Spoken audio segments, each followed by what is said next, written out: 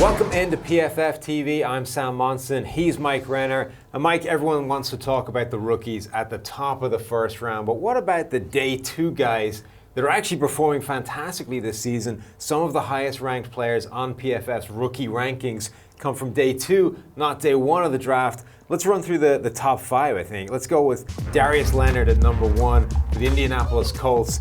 He has been a monster at linebacker for them. Yeah, admittedly, hand up, I was the guy who was low on Leonard coming out of South Carolina State. I did not see him as a sort of impact linebacker. I thought he was a good athlete. I thought he'd struggle in the run game.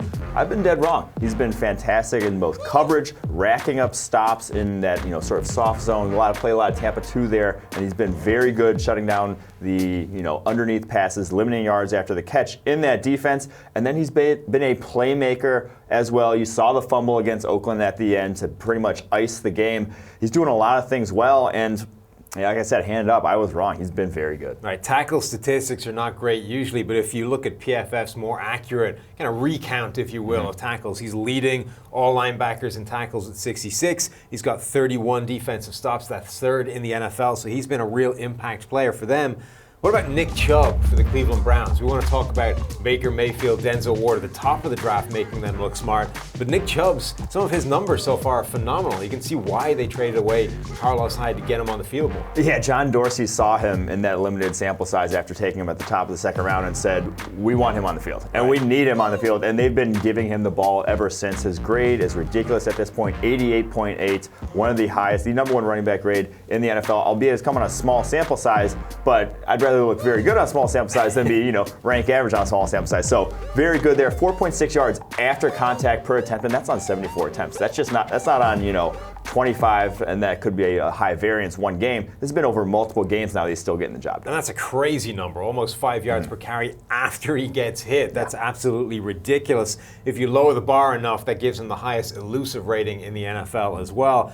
Number three, we've got Jesse Bates, safety of the Cincinnati Bengals, and he made our midseason All-Pro team. That's how well he's been playing. Yeah, I loved this fit coming out. Bates was great there coming out of college in terms of route recognition, and they play a lot of split safety coverages in Cincinnati, which means you're coming downhill a lot as a safety, not necessarily backpedaling a ton and making plays over your head. And he's been very good at that. In his coverage this season, he's allowing a passer rating of 21.7, 3 interceptions, no touchdowns allowed. Has basically been the perfect fit for that team. Yeah, those are crazy numbers when you bear in mind that spiking the ball gets you one of 39.6. Your favorite stat. Exactly, absolutely incredible. Another running back, Kerryon Johnson for the Detroit Lions. They built this offense to try and establish the run more, despite the fact that's not what everyone else in the league is doing. And Kerryon Johnson has been the guy benefiting from that so far. Yeah, and the crazy part about it is when you look at his numbers compared to LeGarrette Blount's, and they've basically been splitting time throughout the season, but now Kerryon Johnson's getting more of it because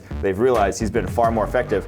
Kerryon Johnson, 5.7 yards per carry, 3.1 yards after contact per attempt. LeGarrette Blount, 2.7 yards per carry, 1.9 yards after contact per attempt. Those are about on the same amount of carries. Basically, Kerryon Johnson's just owning LeGarrette Blount right now. They should not be giving him any more carries. Blount, that is. Give the ball to Kerryon as much as you can. Yeah, he's an interesting running back because this was such a strong running back class. He got lost in the shuffle a little bit. A guy that graded very well, and we like, just not as high as some of these other guys, still getting it done. And then the final guy we want to talk about is Brayton Smith, offensive lineman for the Indianapolis Colts. He's gone on the field, and he's been a big part of that offensive line, turning itself around along with Quentin Nelson at left guard. This one's very interesting because liked him as a guard though coming out because, well, he played guard his entire career at Auburn, had one start at right tackle way back in his sophomore year, came out after his senior year. They took him at the top of the second round and now moved him to tackle. You don't see that in the NFL. It's usually tackles in college become guards in the NFL, not college guards becoming tackles.